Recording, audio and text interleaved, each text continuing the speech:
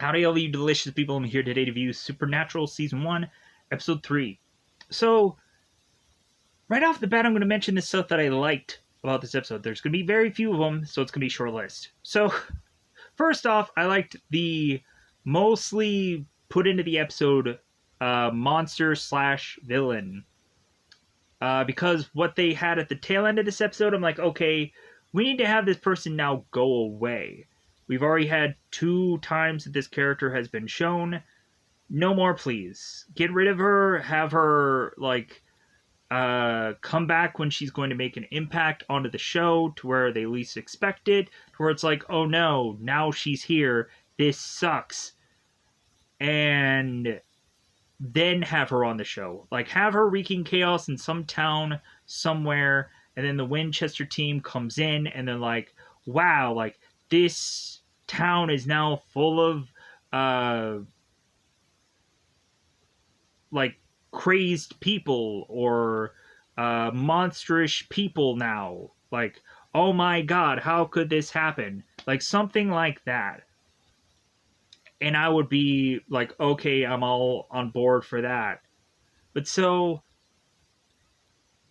the Father Sek monster, the Bori Baba, because we have to have villains that have ill-pronounced name because we really have to go on and search all these things. Like, hey, who's the boogeyman from anywhere? I would desperately love a whole season of just boogeyman characters. Like, I've always ever kind of wanted this movie that sounds really simple, because it probably is, where you go on and have everybody just fall asleep at night, and then you just randomly have this monster or this man that is to come in and just start killing people. Now with a kitchen knife, just killing people with things. And then he goes, like, from the closet to just back into the closet. Everybody's like, what the fuck? And then it just builds to then finally have somebody who, like, either wakes up in the middle of the night or, like, just doesn't sleep during the middle of the night. Maybe they have insomnia, blah, blah, blah, blah, blah. So you end up having that be the one time where that ends up giving you the hero for that story, and then you just build between the battle between them, desperately having this guy like, I gotta figure out where this thing is, I gotta take it out. Like, what you could easily do is have the boogeyman character, like, have the whole body, like head to toe, just painted black and make him look like a normal human being. And then all of a sudden, once you realize further into this movie that this thing is not human, this thing is not normal, then you can go on and do all these kind of weird, goofy things with this character to make him look unhuman, and they'd be like, whoa! And then that would be really interesting. So, anyways, moving on. So, Boogeyman, best thing. The second thing was the opening of this episode was the best opening, hands down, of this show. I like the things that they did with the kids. That, of course, reminded me of the real Ghostbusters episode where they dealt with the boogeyman. I was like, yeah, this is great for the opening. But then we end up getting this thing called dialogue, and that's when it through the rest of this episode. So we go on to, of course, have an episode that stretches really bad. It stretches. It is to go on and give us an uneventful episode. And it really is to have me just state, it's like, okay, they had a bunch of people just standing around in the last episode. Now they have to forcibly have all these characters now all need to have things to do. And so I'm like, why not just eliminate them? Why not eliminate them and you won't have that problem? Plus, what the side characters end up doing for this episode, I was like, how could that not have been considered a waste of time? But so we also, if we're kind of thinning out the herd of a number of people that are to be used in this episode, they add somebody. I don't care that you referenced this person in the last episode. You added someone for them to just be having me state like what was the real importance to that? Why? You could have had like a whole scene where this person just kind of like, okay, well, I'm here. You could have had like all the scenes that she was in like cut down to like one, or at least like two. There, I think there was like three of them. You could have had like two scenes. Just be like, oh well, like I'm here to just go on and do this. And John is like, well, okay, like I can understand that. Blah blah blah. There could have been a whole like conversation to have easily been had in two scenes, and you had him in three. So I don't know. You could have really just thinned out that character also, because less in this show is more. Less is more. We have figured it out. The formula. So, but this show just keeps on wanting to do more. I don't know why. It doesn't make sense to me, but sure. So, keep doing it. Keep blowing money for reasons I don't understand. So, now with that said, we now have to go on into the dialogue that I just wanted to watch this whole episode on mute and still completely understand what's going on throughout this episode. It's like, okay, here's where we get certain characters that are to figure out who the monster is. Like, okay, we have the same normal way to kill every monster, like we kill this monster. And I'm like, here was a golden opportunity to come up with a very unique way to have killed this week's monster. And instead, we really just have like the same normal way to kill any monster to kill this one. And I get it that like for supernatural killing of things, there's always like, well, just chop off its head, just stab it in the heart, just chop off every limb of it, and then just put it all in boxes somewhere, and boom, nullified. And so on and so forth. Stab it in the head. Shoot it in the head, because we're lazy. I want to just sit on my chair and just kill this thing. Pow, pow. Done. Or you can go on and take the unusual Tremors route of killing things. Because the Kevin Bacon movie will go on and introduce you to graboids, or whatever they call them. I think it's graboids. Anyways, so with that said, now that I've ranted for far too long, I apologize about that. So, the dialogue that I have to forcibly listen to in this episode, but I wanted to wah wah wah wah wah Charlie Brown adult them and mute them out. So, we have this episode where now we're focusing on Mary's family. Seems original. Every episode is to be something about somebody's family. Everybody is just like, hey, like, how's your family? Oh, they're all dead. Hey, how's your uncle, cousin, brother / removed? How are they doing? Oh, well, they're still alive. Well, are they a hunter? No. Well, like, I guess that kills that conversation there. Let's move on. So, it's true. I'm just waiting for just somebody to just be like, well, like, no, I don't have any family tied to the hunter business, but, like, so I have nothing to talk about there. Good, you're the only one that seems to be different than anyone else. So with that said, let's go on and also talk about Carlos in this episode. Does anybody look like Carlos just seems like he's ticked off throughout this whole entire episode? It just seems like Carlos is just like he's like, man, like, why do I have to say this stupid line of dialogue? Because obviously I realize that this episode is filler. Does the people who are doing this show realize it? So,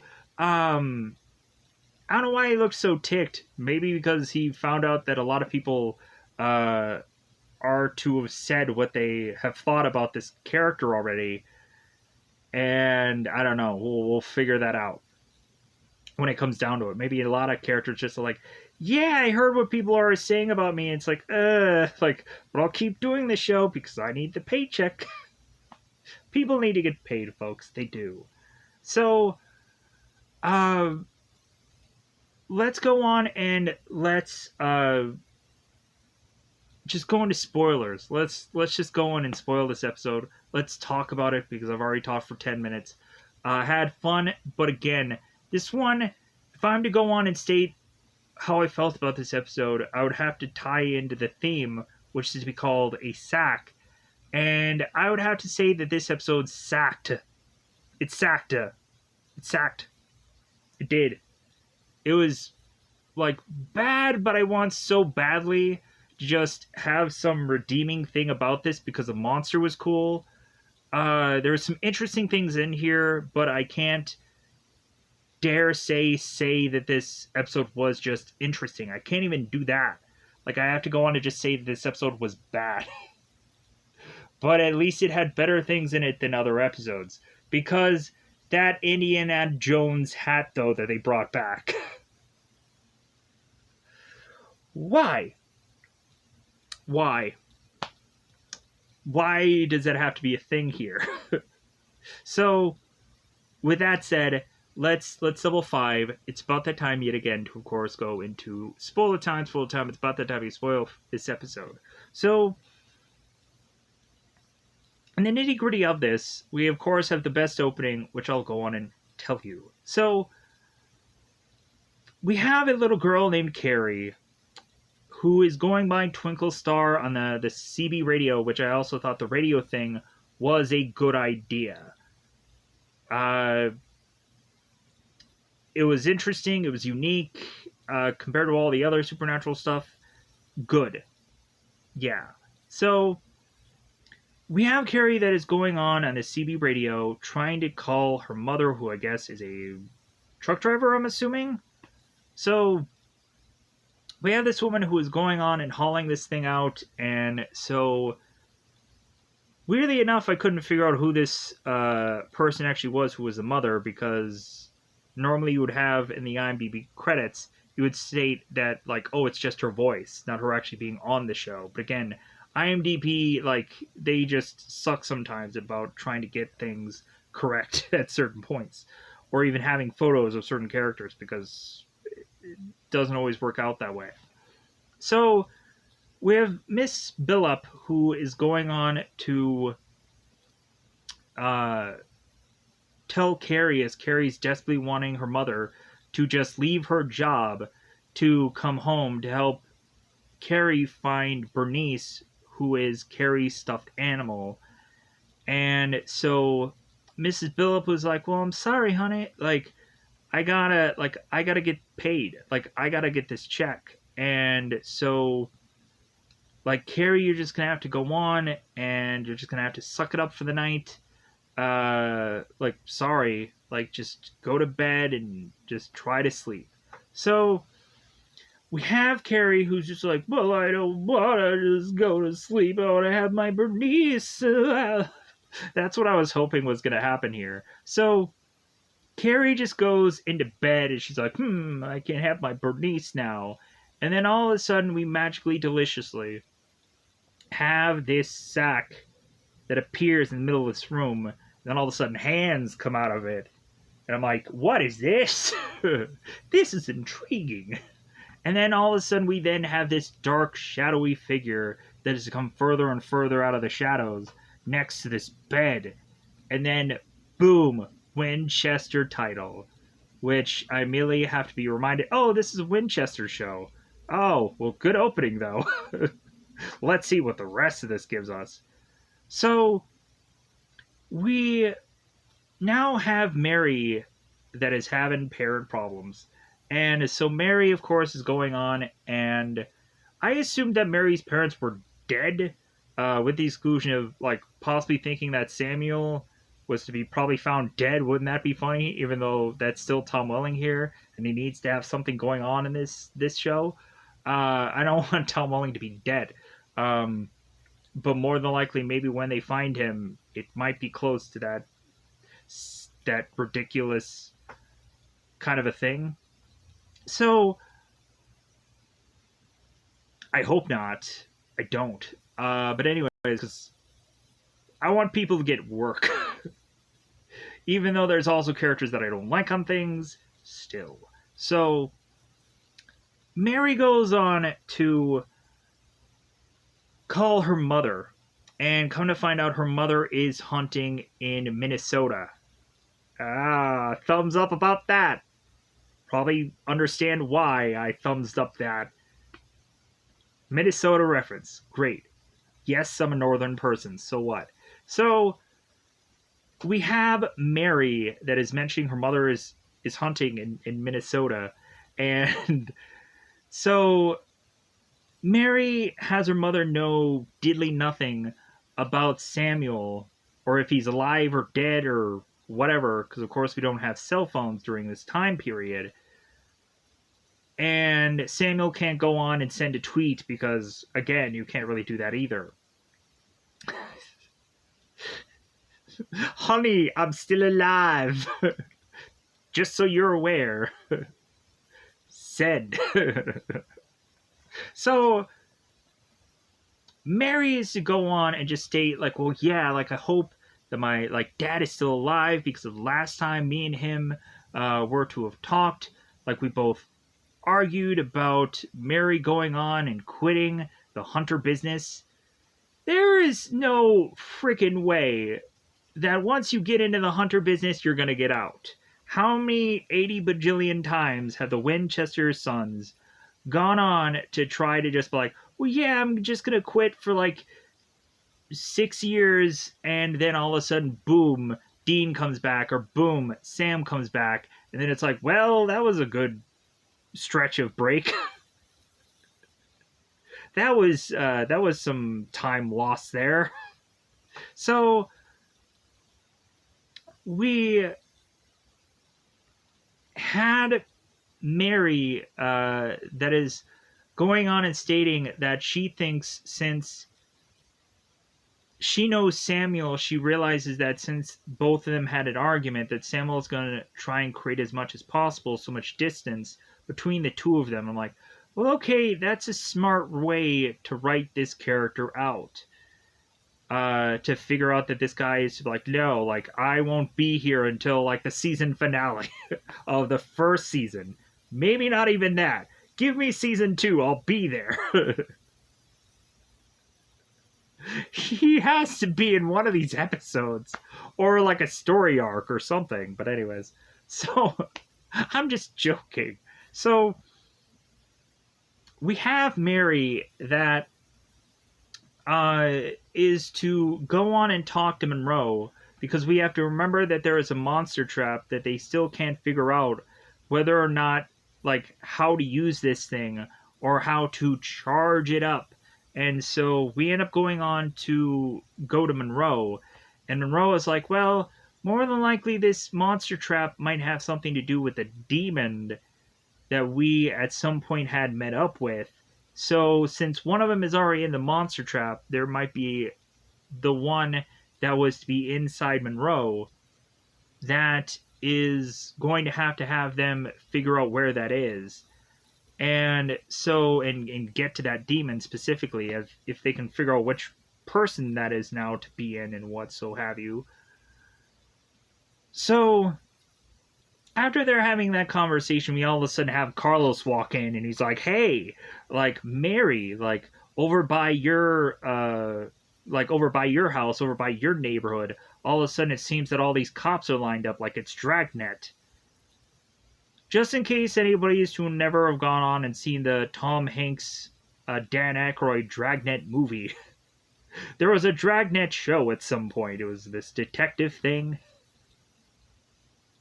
I ended up seeing the Dragnet Tom Hanks and Dan Aykroyd film, and to me, I was like, okay, this is kind of like a cliche detective film, and I don't like detective stuff much. So it was kind of like, okay, this is fun to see Dan Aykroyd and Tom Hanks working together, but who cares?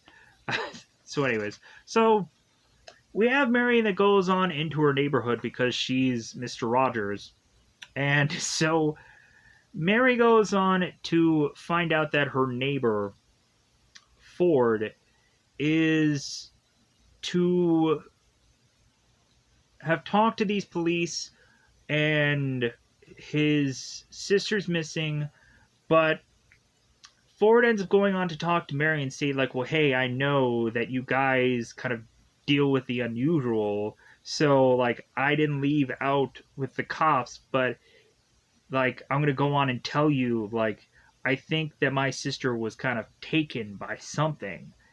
And so it's like, okay, all right, all right. So we have Mary and John who are kind of investigating this, and then all of a sudden we have John who bumps into Betty, and so like, oh hey, hi, yeah, let's hug it out, like yeah, like we're old friends, like I've never even seen you before today, but hey, we're old friends now.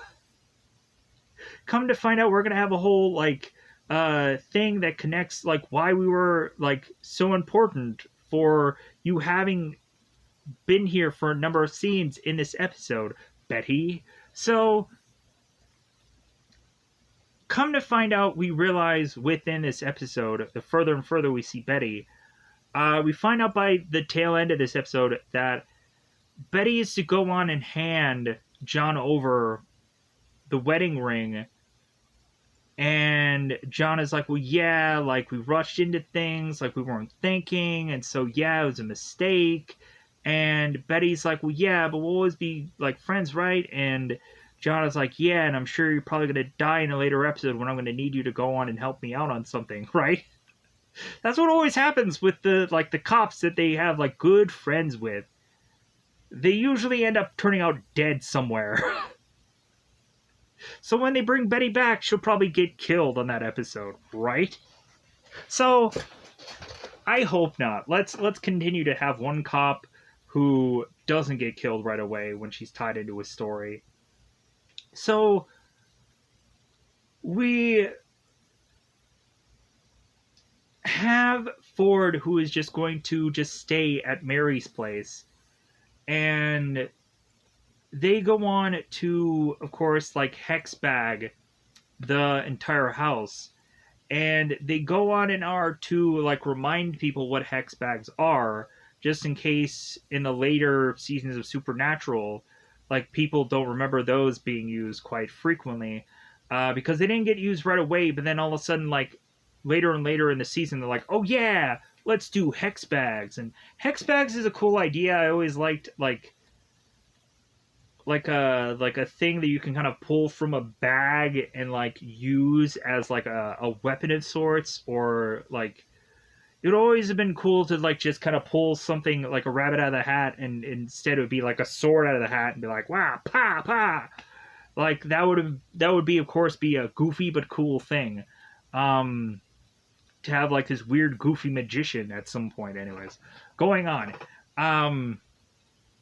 so we have Mary and John who are having like Ford get extra protection within this house. Mary also confirms that like their family had made sure that this house was protected, as well as I guess Henry did also with the whole flower thing from previous episode. So we hilariously enough have this house protected, but what good does it do? Because we go on and have Ford who ends up getting like a sound that kind of alerts him. He ends up going out this door to try to like track what it is that he's like going on and really wanting, which is really just his sister back. And he then goes and finds a sack with this little thing that is to lead to like, hey, this is my sister's, and then boom, into the sack he goes. And so by the time that John and Mary go back to the house now looking for Ford, they're like, oh, he must have gotten. Crap. And then all of a sudden, Betty is now at the door, ding dong, and John's like, oh, hey, who could this be? And so John states that he went on to go to college immediately after, like, the military was done and over with him. So we all of a sudden have John who is going and studying with Mary, supposedly, and that's what Betty says. Like, man, you take studying really seriously. And John's like, well, yeah, we have a final coming up soon. And so Betty's like, oh, okay, all right. So Betty's just like, well, I'm just asking for Ford, and I just want to see him just to check if he's okay. And John's like, well, what a like bad timing coincidence, because Mary is to go on and take Ford and take him out candy shopping to just get him in a better mood. And Betty's like, oh, well, that's nice. You liar. You liar. You lied to me. So we go on and have John and Betty start talking, chit chat, whatever. So we have Mary just kind of looking around and then realizing that she is to make her way back to Ford's house because she thinks that the only way that they can go on and probably solve this problem is by going on to have her, like, go in and just want something so badly herself that she ends up getting sucked into this thing to fight it off. So, come to find out, we also have Latia, who is to have something to do in this episode, as well as other characters, so let's get to that. So, we have Latia, who it seems is to need to figure out what this monster is. And so she has to go through every single book and piece of paper, know how unusual it really is. And come to find out, Latia is to find this scroll that has the monster of which that they are seeking out here.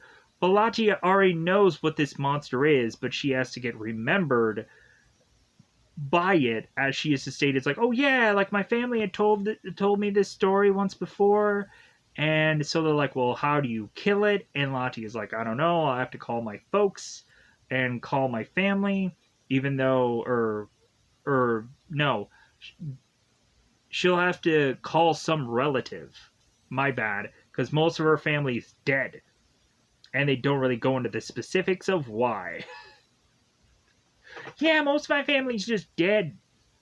Alright, how many other people have had that problem? Carlos? Oh yeah, ghouls. Right, my bad. Anyways, so Ladia is now going to go on and call John or Mary to, tell them if her family is to figure anything out. And so we have John then ends up going back to Latia, and come to find out, when she does finally contact one of her relatives, that it seems that really there's some unsavory connection between them. She ends up stating that it seems you have to go on and burn the all the bags, and then that destroys the monster, but is to also destroy everybody who went into the sack also. I think I might have to pause here for 1 second. Okay, I thought I was going to get a notification on my phone, because normally when I get phone calls through here that's usually a spam or whatever, I normally get a notification afterwards, so I thought I would just kind of have people be able to miss that sound. So, with that said, we go on and before Mary goes off to go into the sack, we also had John and Mary, and this is probably going to be the most interesting conversation out of this whole episode.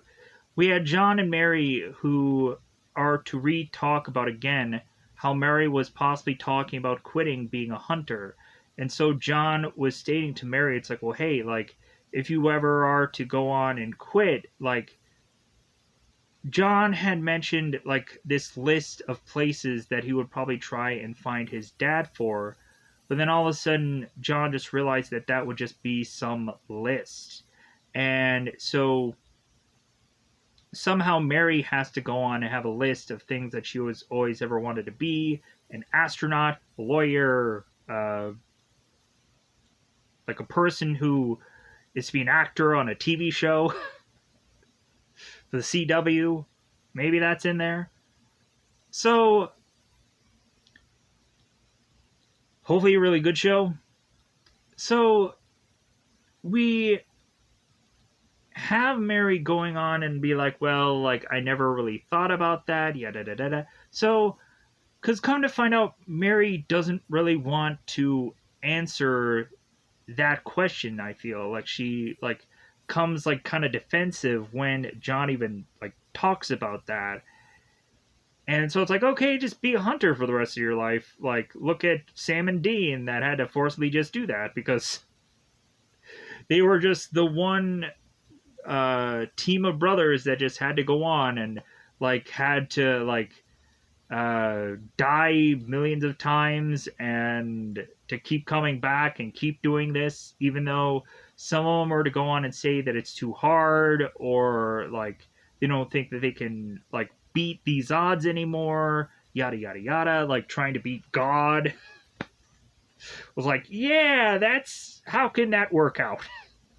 How can we just trick God into defeat?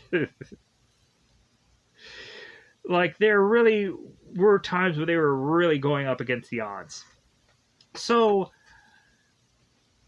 I'm kind of going back into anything just kind of that I was to feel that I forgot about before we get into the rest of this. So, John then goes on to Latia, and Latia is to go on and state that, like, well, like, we gotta, like, beat this by burning the sacks. And John's like, well, like, that doesn't really seem like an option because Mary and the two kids are in there. So is there anything else? It's like, nope, that's it. So they have to come up with some way to communicate to Mary that they have to break or burn or just destroy the one thing that they are to have wanted the most from this entity, from the father sack. And so that is to, of course, feel like the situation of the Justice League episode for the man that has everything, where like Superman is to go off and have like Krypton still be alive, and his son uh, and his wife and dad are all still like they're all there, they're all on Krypton, everything is wonderful. Superman doesn't have to go on to defend his planet. It's just all like awesome and like everything's cool. And so Superman then has to go on and give up all of that because he starts to realize a lot of this isn't real. It's too good to be true. And realizes that this is all a lie and that he kind of rips off this alien plant that is kind of forcing him to see all this to then fight off Mongol. So with that said, it's like, well, like when the person has that one thing that is everything to them and they have to go on and like, well, let's rip this apart. Let's tear it apart. And so Carrie is like immediately like, well, I'm ripping up this stuffed doll. Like, I'm getting out of here. I've been tortured and terrified. Like, I've been underneath all of these stuffed dolls and stuffed animals. And like, this thing is kind of lurking after me. So we immediately have Ford who's like, well, I got my sister, so what do I need this little thing for? Break.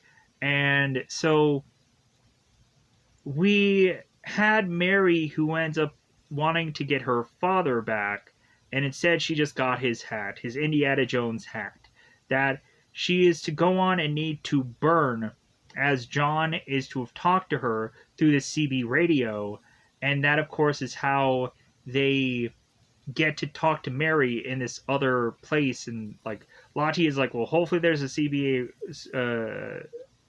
radio that like somebody just left there, and like you could talk to her. And so like that is to be like the one thing that's like luckily they figure this out. So John is talking to them and telling them what to do. But also we're gonna have John who is to go in, or no. John is to like go on and continue to talk to Mary, and Mary is to figure out a way to how they get out of there. So once they break the things, they all get out of there. But Mary's last because she's like, "Why can't this hat burn?" And John is like, "Well, it's a symbol of you and your father's relationship." And so now you have to go on and just kind of let this item go. And it's all about like if you have this hat, you're going to find this your father soon, and so you have to just kind of let that all go and let it burn. So Mary does go on and then finally burn the hat, and then she ends up coming back, but then so does Father Sack, and we immediately just have John that just like slices this thing in the throat and kill it off. I'm like, wait a minute, you could have had something unique here to just kill this thing off. What the fuck? Like, I don't know how many times you would have like ghosts where they would just have to find this one unique thing and then burn it, and then the ghost would be resolved. Like, I loved those kind of episodes where you would just need to go on and have this one item that you would just have to figure out how to destroy, and then boom, the ghost would be gone. But I guess in this case, they do that afterwards. They go on to take all the sacks and put it in this fire. John ends up kind of walking away, and then all of a sudden we end up having one of the Akrita, the little bug monster things, that grabs one of these sacks and then runs off to the Akrita leader and hands it over to her. And come to find out, we realize that this is to be some DJ personality. And I'm going to go on and get to the Carlos and Ramon stuff now. So, Carlos and Ramon are to be forced to go to this stakeout. And so Carlos is talking to Ramon, and mentioning how, like, great the soundtrack that he's listening to is. Because, like, man, like, whoever is doing this, this DJing, man, do they, like, are picking some really good tunes. And, like, man, if I'm going to go on and die soon, like, this will be the soundtrack of my life. And so, kind of find out Carlos just wants to go on and find this demon and kill it. But Ramon is just like, no, I think, like, let's just kind of wait it out and see if it like comes out somewhere, and then we'll take it down. We'll follow it. And so like Carlos is just like, well, okay. But then all of a sudden the demon ends up just coming out of the shadows and be like, hey, I'm here. Like, let's do this because we got some time left here. So the demon ends up just going on and fighting it out with Ramon and Carlos. They end up just chucking this thing in the back of the van. And then all of a sudden, when the demon tries to get out of the van, he realizes that he can't because demon trap. So, and it being like on the top of the roof, we of course have them going like, yeah, like Ramon ends up complaining how like she was driving all over the place with this demon trap on the van and so on and so. So they end up going on to this other location, and so Ramon had bizarrely come with this weird bonsai-like tree, as if she's Karate Kid, and like she's gonna go and bury this on some rock somewhere and then retrieve it for some goofy reason. So Ramon ends up having this planned for a reason, and I already just stated that. So they go on to circle this demon in salt, and are keeping this demon in this. Like, why couldn't they have had him in the van? What difference would it have made? But so we also had Carlos who like holy watered him.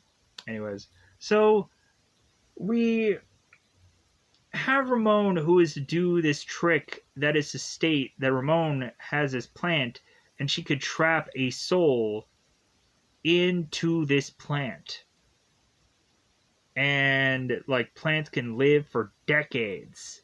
And would this demon want to go on and live in this plant? I thought she was joking. Like, I didn't think she was serious about this.